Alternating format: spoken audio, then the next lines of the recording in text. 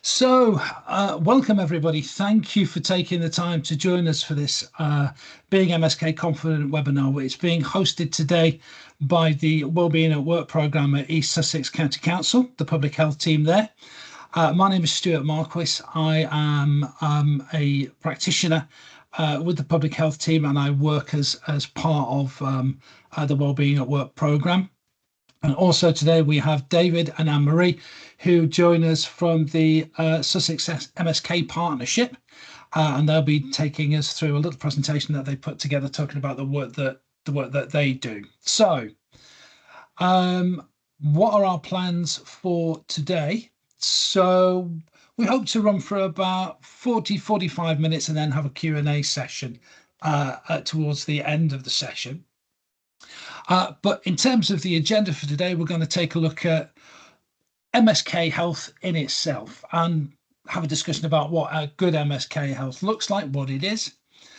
We'll take a look at how increased MSK conditions are now impacting the economy and the workforce and employers. We'll have a discussion about what the risk factors are in and around MSK, how we could avoid those risk factors. We'll take a very clinical look from the perspective from David and Anne-Marie, and they'll provide us with some tips on how we can keep MSK healthy. We'll also look at just exactly how the Wellbeing at Work partnership and programme can help keep better health in terms of MSK. And we'll look at some of the services and resources that are available as well to help. So let's continue without any further ado. So what do we mean by MSK and MSK health? Well, the musculoskeletal system is a very, very complex system. I can't even pronounce it. It's not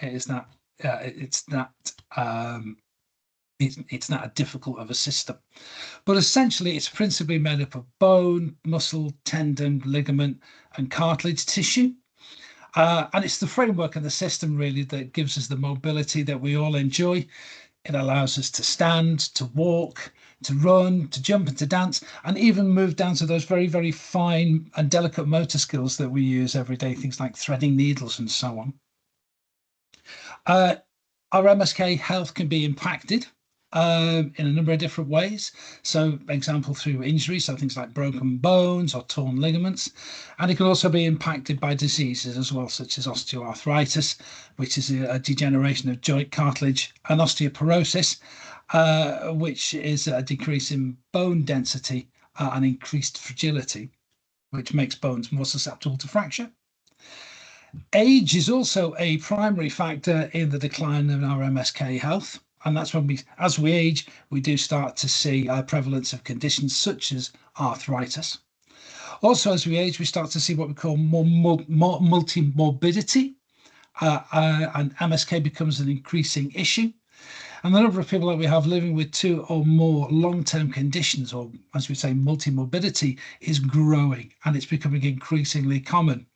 In fact, by 2035, it's estimated that about 68% of over 65s will be living with 1 or more long-term health condition. And MSK conditions are extremely common as part of multi-morbidity. In fact, 1 in 8 people in England report living with at least 2 long-term conditions, and at least 1 of which is MSK related. MSK can have a significant impact on mental health, with people with MSK conditions being almost twice as likely to report feeling anxious or depressed compared to the normal population. And the pain and disability caused by arthritis and other MSK conditions can result in a substantial loss in the quality of life. So as we can see, that's MSK is a really, really complex area of our working bodies. But what do we see as being the wider impact of poor MSK health beyond the individual? So specifically within the workforce, we're now seeing more working age people are now self-reporting long-term health conditions like MSK. So overall, economic activity, so people not in work, has been decreasing. However, economic inactivity due to long-term health conditions is on the rise, and MSK plays a large part in that. A 2023 report by the Office of National Statistics that estimates that there's 2.5 million people are economically inactive, and that's because of long-term ill health. For those economically inactive because of long-term sickness, nearly 2/5, around 38%, reported having 5 or more health conditions, and that suggests that many of those are interlinked and complex health issues.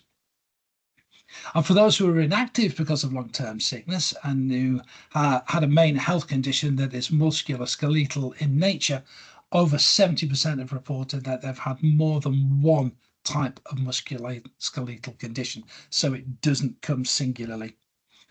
The main health-related condition related to work absence is anxiety and depression, and we've seen a link there between poor mental health and MSK. In fact, over 1.3 million, or 53% of those inactive because of long-term sickness, have reported that they had depression, bad nerves, or anxiety, with the majority, over 1 million people, reporting that it's actually a secondary health condition rather than the main one that they're suffering from.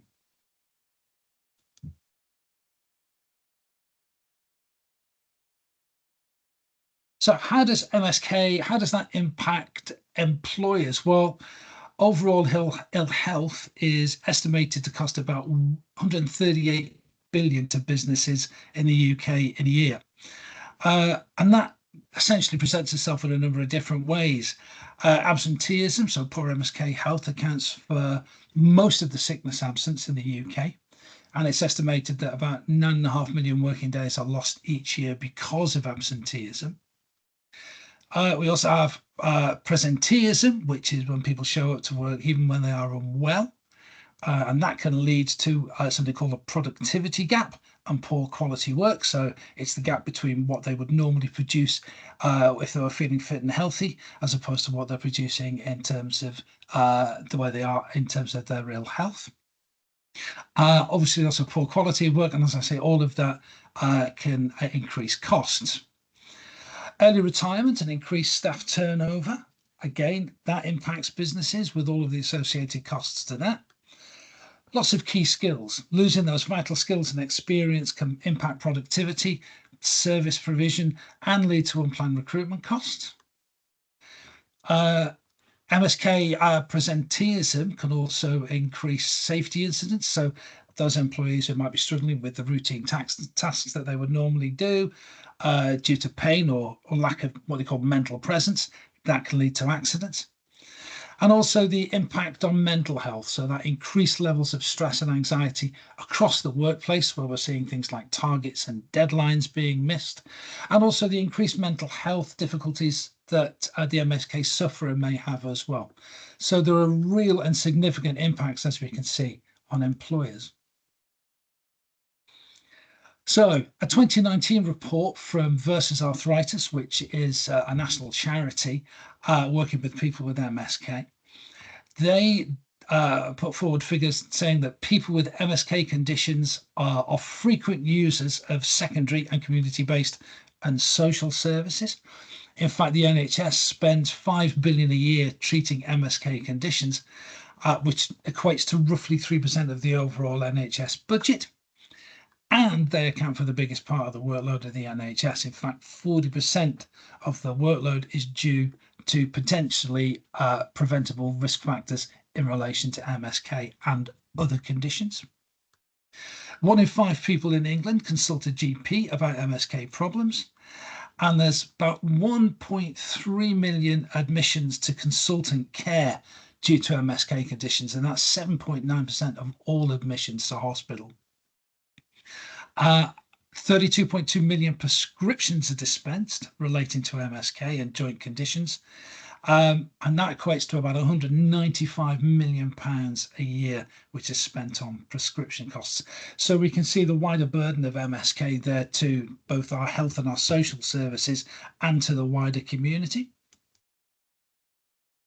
So I really actually quite like this. I quite like this quote. This is from Benjamin Franklin, and it's really, really apt for anybody working in public health. It's an ounce of prevention is worth a pound of cure, and it's absolutely right. By front loading and investing in preventative initiatives, that can really, really help reduce the costs in the long term and improve health and well-being. So, how can our workplace affect our MSK health? Well, what we do for work can really expose us to the risk of developing an MSK condition or exacerbate an existing condition that we might already have. According to the Health and Safety Executives research that they carried out in 2021, sectors where most MSD risks are found in are in agriculture, construction, health and social care, and transport and logistics. And the areas of the body that are most affected are places like the lower back, the shoulders, forearms, and then joints like the wrists and hands, the neck, hips, legs, knees, ankles, and feet. The causes of MSK conditions there are a multitude of causes for it, but it can include pushing or pulling or lifting of heavy loads, repetitive tasks using the same hand or same arm action, so RSIs, for example. So we see a lot of RSIs for people who are using computers and mouses and so on and so forth. Also, the work environment.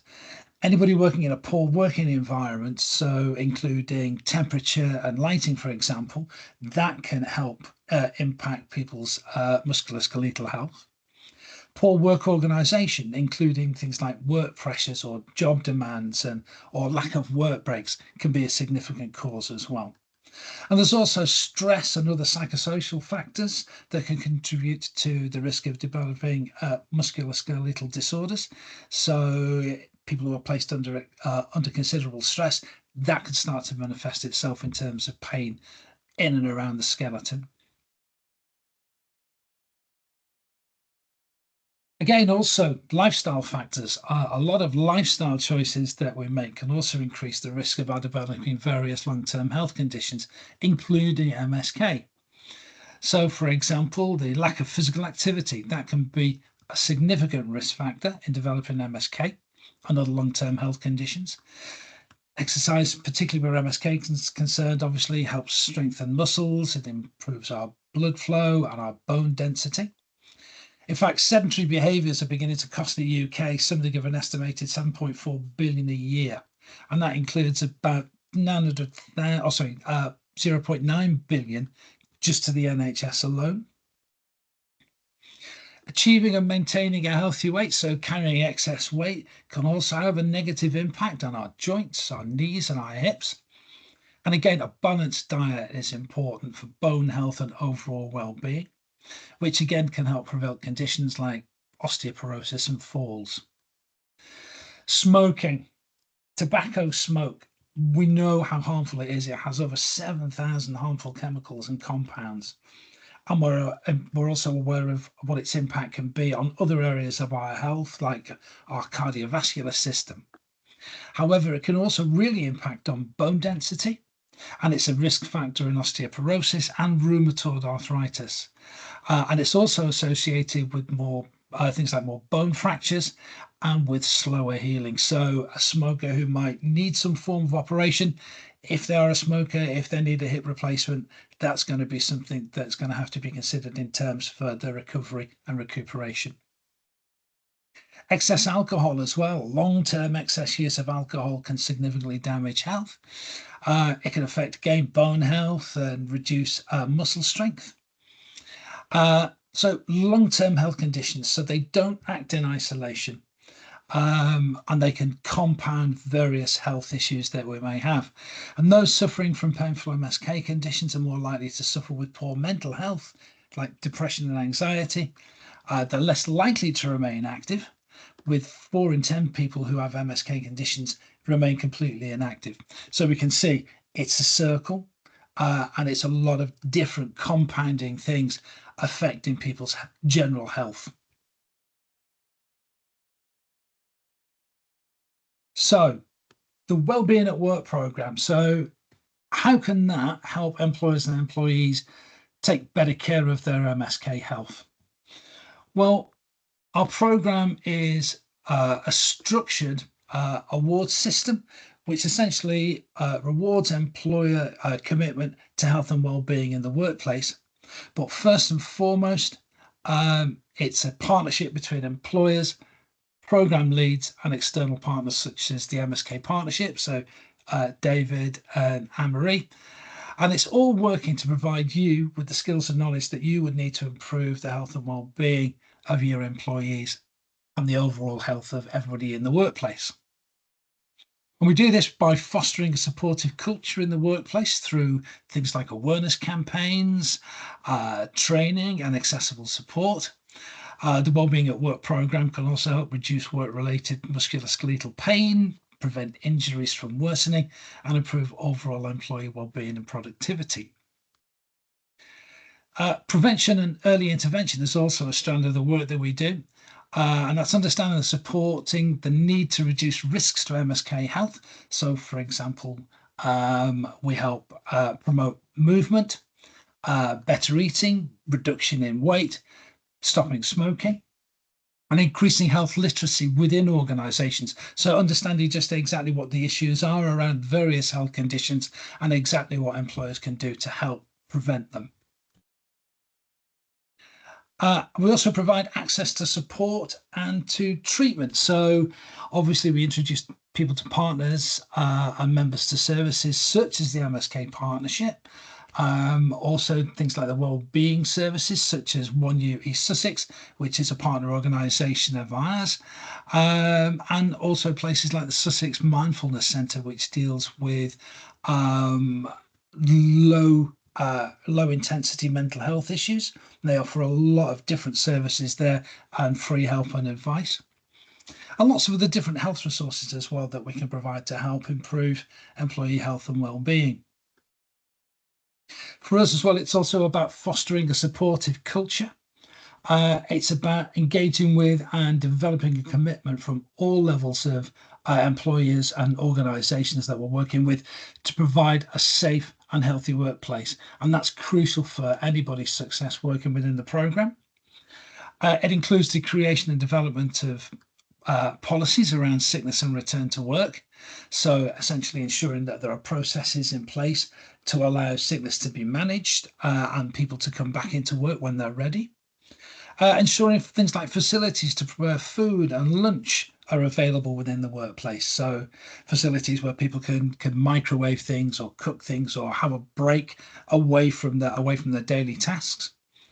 And it's about bringing the workforce together through open communication by working with employers to open those communication channels with their employees. And giving them the opportunity to spread messages and have those healthy health and well-being conversations. We also provide training for managers and staff, such as mental health first aid training. We also offer things like mental health resilience training. We do workshops on the menopause and on various aspects of men's health. And all of these courses are absolutely free to join. And there are very little restrictions on the amount of people that can, over the year, if you're part of the programme, take part in those. We'll also give you access to experts from across different fields of health and well-being. So by working with us, you'll get to meet people like David and Anne-Marie. You'll get to meet people that we work with who are specialists and consultants within fields and different areas and fields of public health. And also by being part of the program, that also sends a real positive signal to employees and to other businesses that you are an organisation that cares for the people that you employ, and that you are determined to help and maintain both your business and the health of those people that work with you. And finally, I'd like to just, if I may, give a shout out to the 1U East Sussex service.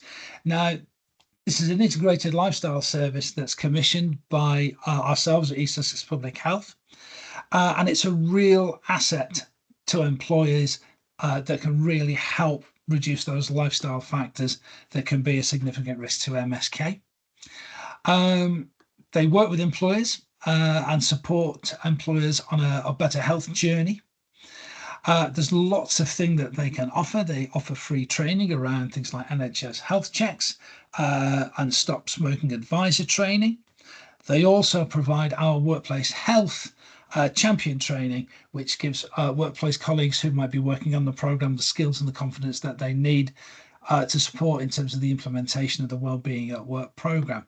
So real useful training there, assets to all employers. They also provide free NHS health checks, and they can do that on site at your workplace.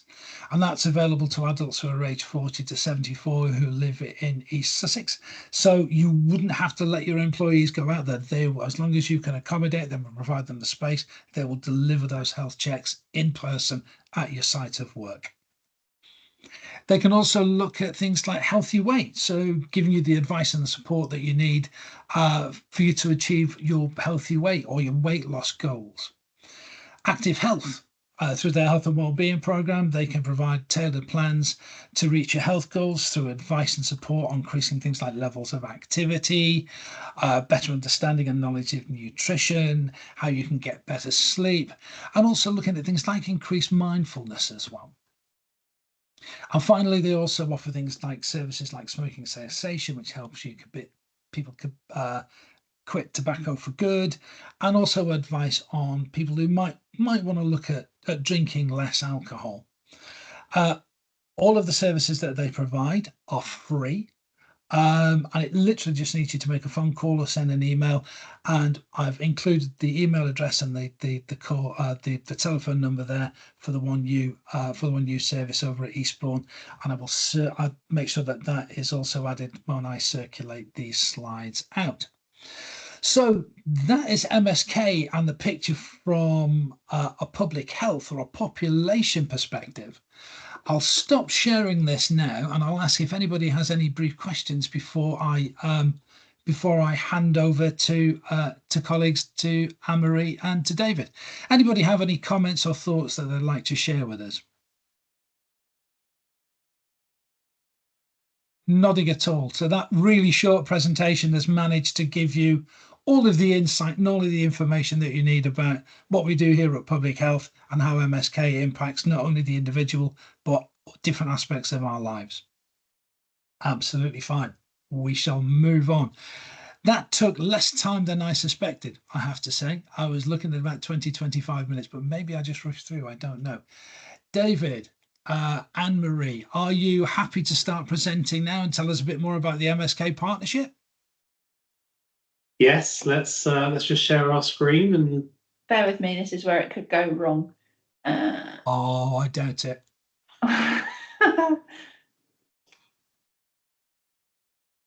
Is that visible? That's absolutely fantastic. We can see your wonderful slide set there, David. I will switch off my microphone and camera, and I'll allow you to take the floor. Cheers. Thank you. No worries. Well, hello everyone. Thanks for joining us today. We are East Sussex MSK Community Partnership. So we are the organisation that deals with all MSK or musculoskeletal referrals in East Sussex. I'm David. I'm the patient engagement lead for ES MSK. So part of my role is designing these kinds of resources, doing our website, doing outreach, collecting feedback and that kind of stuff.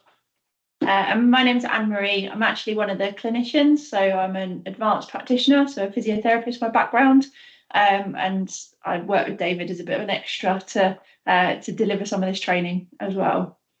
I'm not clinical at all, so it really helps just to have someone who actually knows what they're talking about. There we go. So what is MSK? Stuart's done a fantastic job of introducing the concept, so we might just touch on a couple of points again, but it is anything that affects people. MSK conditions affect many people, and they can affect joints, bones and muscles, sometimes associated tissues such as nerves, and they range from minor injuries to long-term conditions. And as Stuart alluded to, a lot of people in the UK suffer from MSK conditions. 20.3 million people have an MSK condition such as arthritis or back pain in the UK, which is almost a third of the population. So East Sussex MSK, what we do, we assess and treat the conditions relating to bones, joints and muscles. We are the referral management service for East Sussex, so we cover all the patch that you see there. If your GP is registered within East Sussex, then you're covered by our service. And we see all conditions for all MSK conditions, but also rheumatology, chronic pain, covering things like pelvic health, podiatry, and physiotherapy. One of the ways to access our services is, of course, through the GP. However, we do also offer a self-referral service for physiotherapy. So you don't necessarily have to see your GP first. If you do have something going on with, let's say, with your knee, and you'd like to talk to someone who is specifically trained to help you with your knee, a really good first point of contact is always a physiotherapist. They can do the assessment, they can talk to you about what's going on, give you some exercises to do, and if they feel actually we need to see you for a little bit more than that, we need some x-rays, we need some imaging, you need to see an advanced practitioner, so on and so forth. Once you're in our system, we can lead you all the way through to the point where hopefully your knee is better and you're doing the things you enjoy again. So you don't need to see a GP first, you can just go straight to our website, eastsussexmsk.uk/get-help, and you can refer yourself over our website to see our clinicians in the first instance. It's a bit of myth busting. Physiotherapy waiting times aren't that bad in East Sussex. We should be able to see you within about 5 or 6 weeks, and usually quite locally. We've got clinics all over East Sussex. I didn't know that was going to flash. I thought it was going to. I thought it was going to just be on screen, but as you can see, intermixed there, the green crosses are where we have clinics where we can see for physio, or where we can see for anything further than that if need be. Let's come away from this flashing image. So it is important to think about MSK in the workplace. As again, Stuart alluded to, 23.4 million working days were lost in 2022 due to MSK conditions. This is coming from versatile arthritis. It has a massive impact on healthcare, social services, and the economy. So in 2017, £2.58 billion were lost due to days lost for MSK conditions. And the prediction is that that's only going to increase. In 2030, they're predicting £3.43 billion due to conditions like osteoarthritis and rheumatoid arthritis, back pain, and what have you. Over half the people that versatile arthritis surveyed with MSK conditions say that that negatively impacts them at work. And over half of the fit notes issued for MSK conditions were cited as lasting 5 weeks or more. So it does have a massive impact on the employer. It has a massive impact on the employee. So having ways to combat MSK health in the workplace and knowing more about MSK in the workplace can, as you can see, genuinely make an impact on people staying healthy, people staying in work, being more productive, having a better workplace and a better healthy lifestyle. So there's been some recent research looking a little bit more at sedentary behaviour, and previously there was a lot of focus on physical activity and how much you should move and how vigorously you should do so. But the research now is a little bit more focused on sedentary behaviour, which is very pertinent for a lot of office-based workers and those that are perhaps at a desk or seated. So sedentary behaviour, the gist of it is that unfortunately it's bad for you. We're better moving than we are sitting still. So just a little bit of information on sedentary behaviour. So any waking behaviour that is of low energy expenditure, so anything that's sitting or lying basically when you're not asleep. So this can include screen time, desk-based activities, driving, reading, and as I say, unfortunately, high rates of sedentary behaviour negatively impact health. And as you can see, one study suggested that the people that were least active were unfortunately 50% more likely to die within 12 years than those who were most active. So there are sort of big pieces of research that are being done to back this up. And this is about increasing awareness and hopefully just giving you some little bits of information and strategies to take away and implement. So what can we do about it? We've got a few slides ahead just to talk about things that you can do in the workplace to actually help. And one of the aims of this webinar is to kind of talk about how to make your workplaces more MSK confident. Some of this stuff is much better done in person, and we are actually planning on doing some in-person sessions in October and onwards, which I'm sure Stuart will talk about after this as well, where we can actually perhaps demonstrate more one-on-one or one with a group or however to bring some of these practices into the workplace. But Anne-Marie, you have a lovely thing that you say about this has to be part of the culture of the workplace. Yeah, definitely. A lot of these things are very good kind of ideas, but unless you actually give yourselves the time to do them in the workplace and start making it okay to do these things and embrace it a little bit, then nothing will change. So do try and take these ideas and think about how you might use them or adapt them or do something different but along the same lines. And then we've got hundreds more ideas we can share in person as well.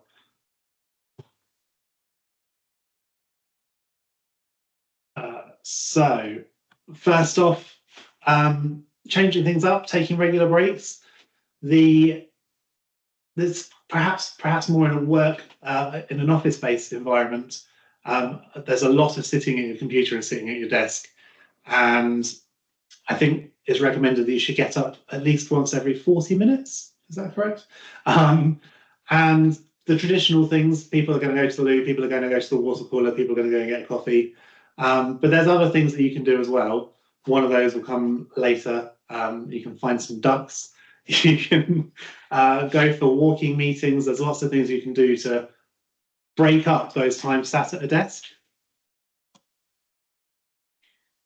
So if you can maybe think about how you can stay active whilst at your desk. We will touch on some desk-based exercises in a moment, but if you're fortunate enough to have access to a standing desk or a desk that can vary the height, so you can sit sometimes and stand sometimes, the walking pads, so the treadmills that you can use whilst you're at your desk, are becoming a lot more popular and a lot more accessible now. This person's sitting on a bike, which is quite a novel idea, but you never know, you might be able to access that. There are sort of little pedals that you can get that just go on the floor and would quite easily sit underneath your desk. So you can be quite creative, and obviously it's not appropriate for everybody, but our aim is to kind of give you lots of ideas that hopefully will land with different people. So yeah, just some things to think about.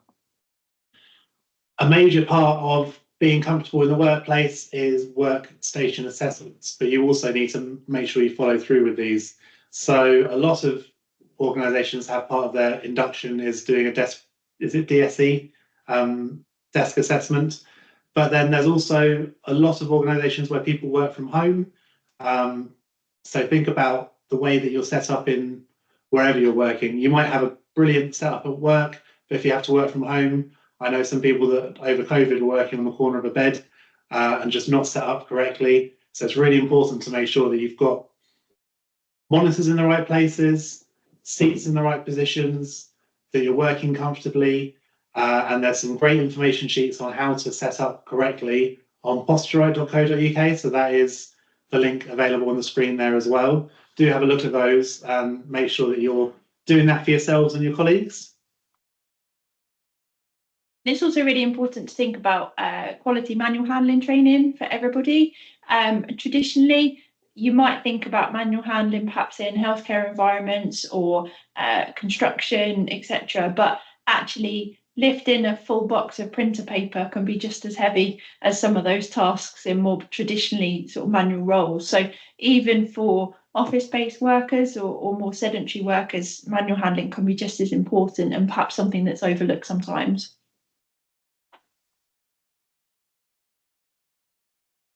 So this is quite a nice slide just to summarise the guidelines on physical activity. So I touched on the sedentary activity, but this is more about the recommendations for what you should be doing throughout the week.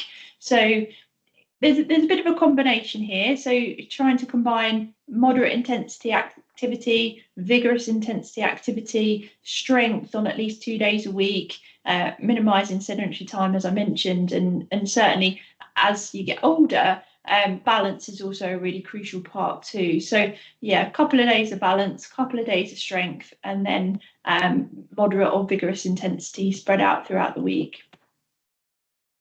And on the right hand side there on the screen, there's just some examples of how regular physical activity can benefit you and your health in a number of different ways, and it reduces your risks of other sort of comorbidities as well.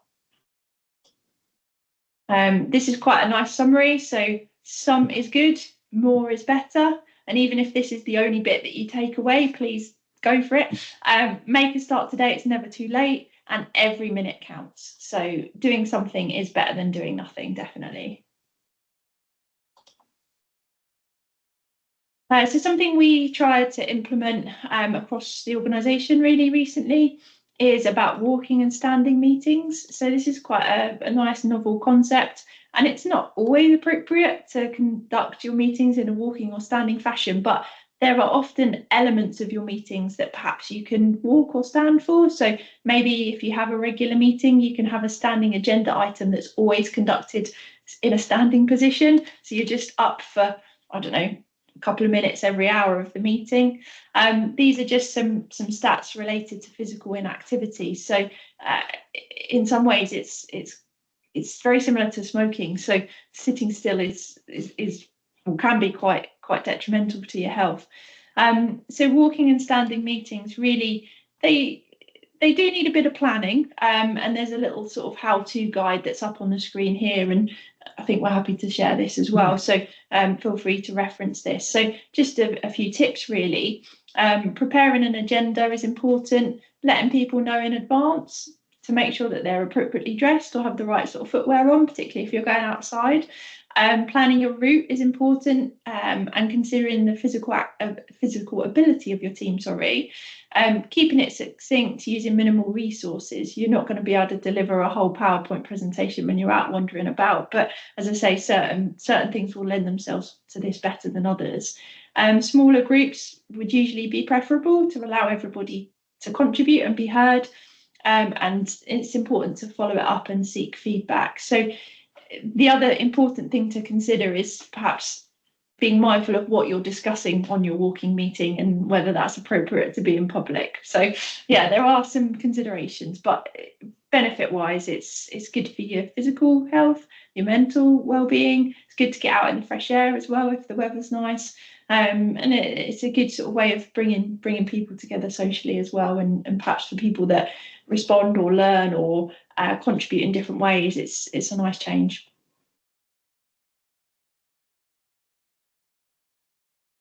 So we mentioned that we have some ways of keeping fit at your desk.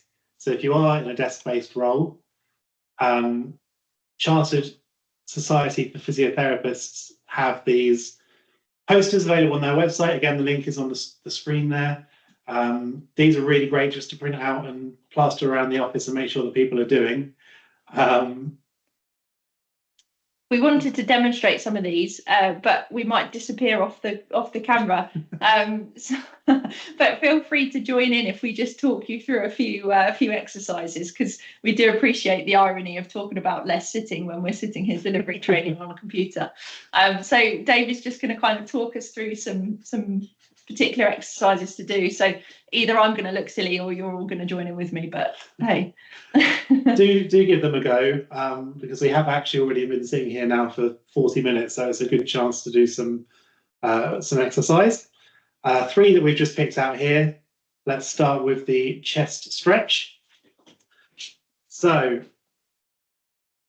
pretext is all there, but essentially all you want to do is sit forward from the back of your chair with your thumbs pointing towards the ceiling. Open your arms out to the side until you feel a stretch in the front of your chest. Ensure your shoulders are back and down. Aim to switch on the muscles between your shoulder blades and gently draw them together. You should not feel any pain or tingling in your arms. Hold that stretch for 20 seconds and repeat 3 times. Really easy one. We won't make you do 3 times. Or me 3 times. Do you want to explain the next one, Noel? Yeah. So this is just a stretch that you can do in a seated position. So essentially you want to perch on the edge of your chair and stretch your right leg out in front of you. Pop your heel on the floor and have your toes pointing up towards the ceiling. Lean forward slightly from your hips and look straight ahead. You should feel a gentle stretch down the back of your leg, but no pain.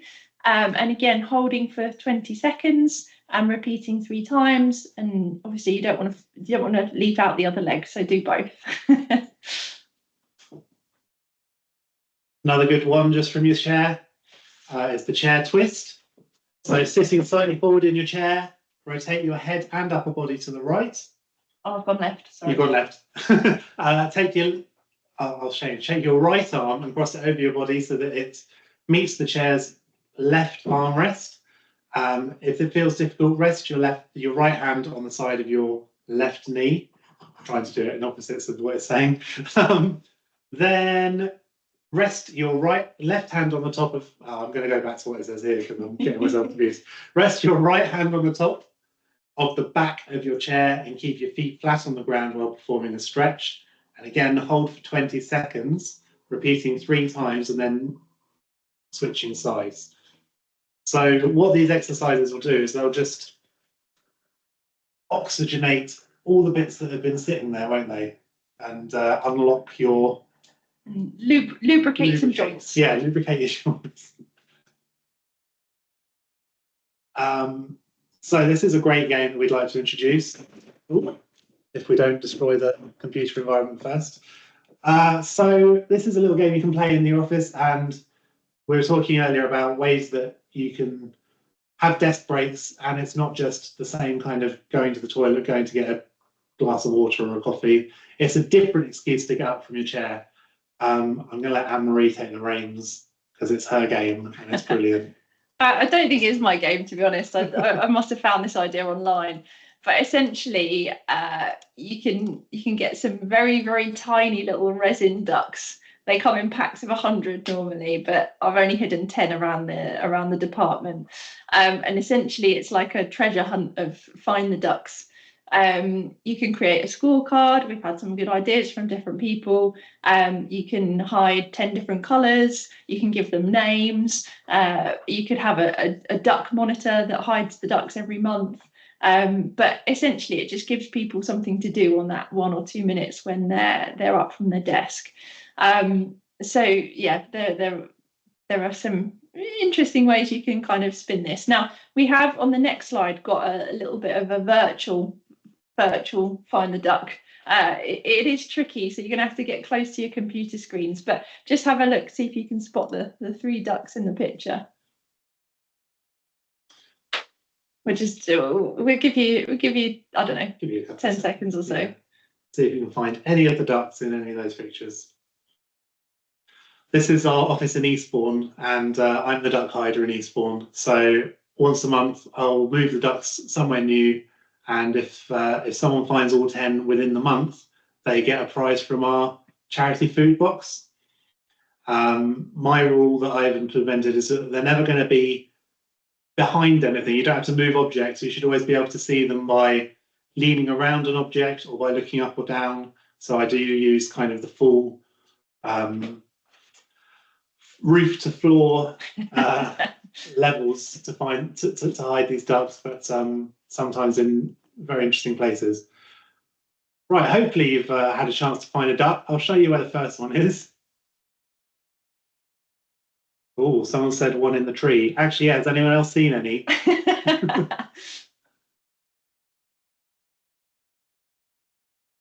The tree was a good spot. I don't know, they're not coming up, are they? No more guesses have come up, so I'll show you. The first one, a white duck hidden on the back of the white flip chart paper. The second one, correctly guessed. Green one hiding on a green leaf of a tree, harshly colour coded there. And our last one, we've hidden little yellow duck under a desk. So yeah, lots of ways you can have fun in the office and move and take those desk breaks. This is just one idea. So another, we thought we'd just talk a little bit about sort of real life examples that you can utilise. So we did a stand basically where the physiotherapists sort of manned the stall for a couple of hours, and various people from around the organisation came to see us and essentially test how well they were aging with a few different tests that we'd sort of come up with and standardized to make it reproducible for us. So we had grip strength, which is actually quite a good measure of your overall upper body strength. We had a balance test. We had a lower limb test, which was a sit to stand, how many you could do in a minute. And we had a test for your cardiovascular health that involved a minute of step ups and measuring your heart rate. And what we were able to do was actually have a measure of how people performed and gave them some tips on how to improve anything that they wanted. And then we retested people a few months later, and positively we had really good engagement and people actually did improve. So they'd obviously taken some things on board. And as I say, it's just a nice sort of team building engagement idea with a background in the things that we're trying to achieve.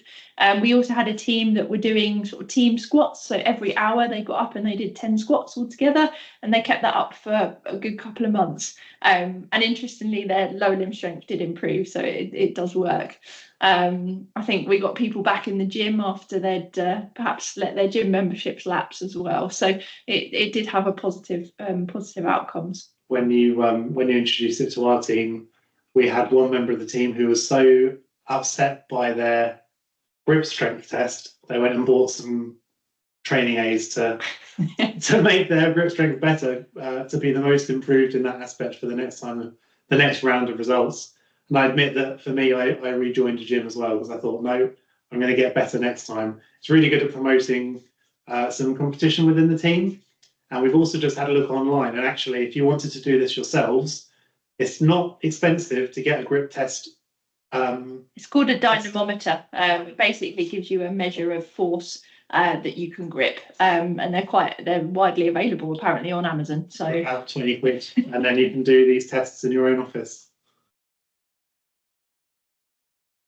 Another idea, perhaps for teams that like a bit of competition, there's an app called Step Up Pedometer, which is like a step counter. It links to your smartwatch and your phone and other sort of devices, but it can create an organisation or a departmental team leaderboard, and it can give you a winner by day or week or month. So yeah, if you're anything like physios and you like a bit of competition, this might be a good way to promote that. That's basically all we've got for you this time. So thank you for joining us. As we mentioned earlier, as these sessions evolve, we do want to do face-to-face. We can do some of the physical exercise ideas in the room.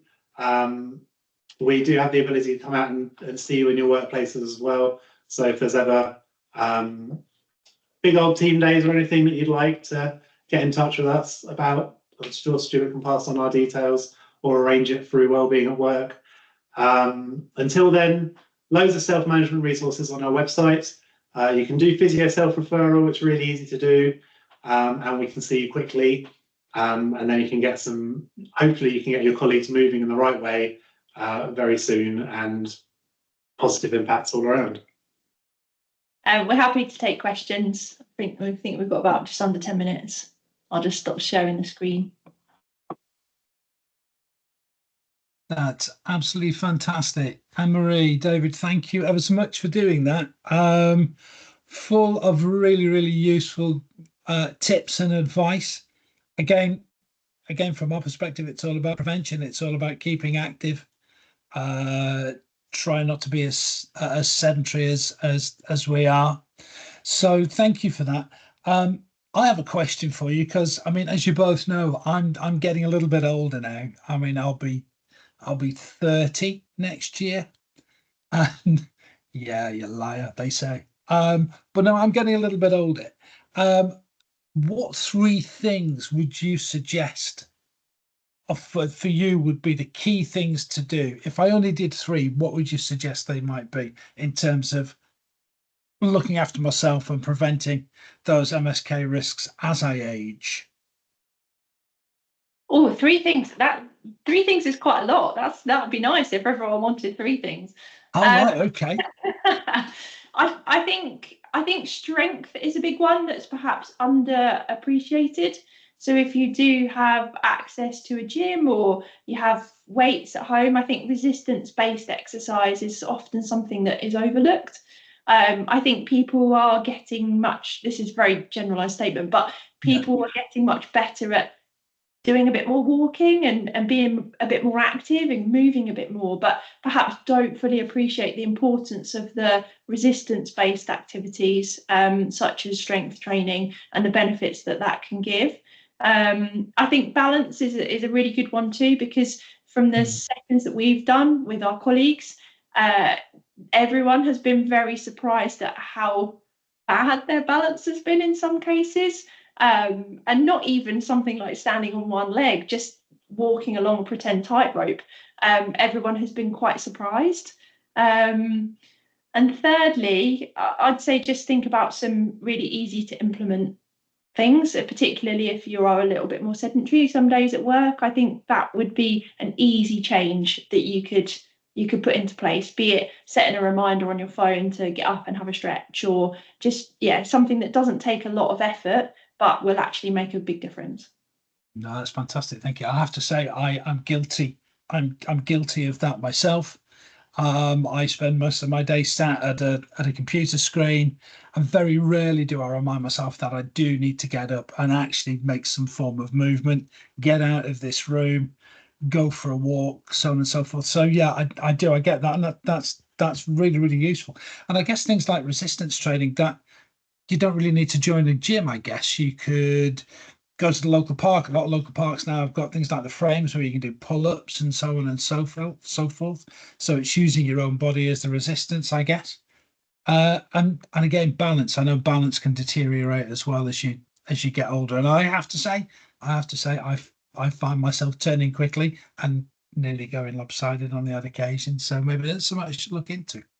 Thank you for that. Does anybody, whilst we have these 2 great people with us with the expert knowledge and experience, anybody got any further questions for them that you'd like to ask? Please feel free. Just throw your hand in the air or switch your camera on and shout out. No? Okay. Not to worry. I think what I will do, given the fact that we've got about 4 or 5 minutes, is just to let you know, as David mentioned earlier, that we are doing an in-person session on MSK. And that's going to be on Tuesday, the 21st of October, between 10 and midday. So it's a 2-hour session. We're going to base it like a bit of a seminar, and we're hoping to hold that in Eastbourne. Well, it will be held somewhere in Eastbourne, should I say. And again, I think valiant efforts from both Anne-Marie and David there for trying to give us some idea and understanding of how the exercises might work.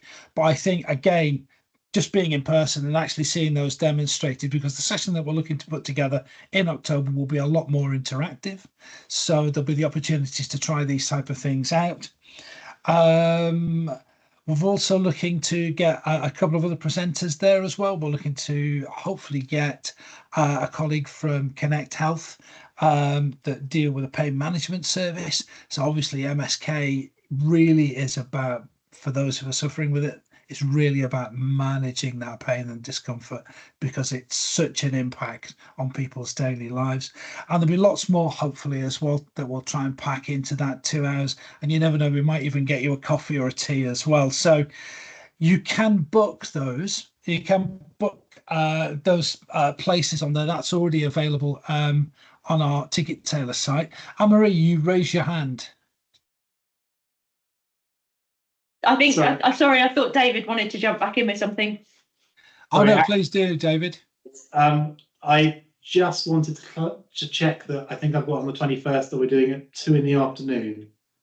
Oh, right. Okay. You've got it down as 2 in the afternoon. Well, But we've got time to make that work either way. So. We'll fight over that bit of misinformation around the timings, David, not to worry. But like I say, the tickets are available. There will be a correct timing on it for you by the time you go there to book your tickets, but please feel free. Yes, the slides, we will distribute them. There'll be contact numbers on there as well. And obviously, if you have any questions either about the work that Anne-Marie and David do with the MSK partnership, or with the work that myself and Matt and Nathan do with the Wellbeing at Work programme over at East Sussex County Council, by all means, just drop us a line. There'll be contact details there. Thank you again for your time. Thank you for joining us. We hope it's been of some real use for you, that's given you some understanding of just exactly what MSK is, and hopefully we've increased your confidence and making you a little bit more MSK confident as well. Thanks again. Have a great rest of your day and look forward to seeing you all again soon. Take care now. Bye-bye.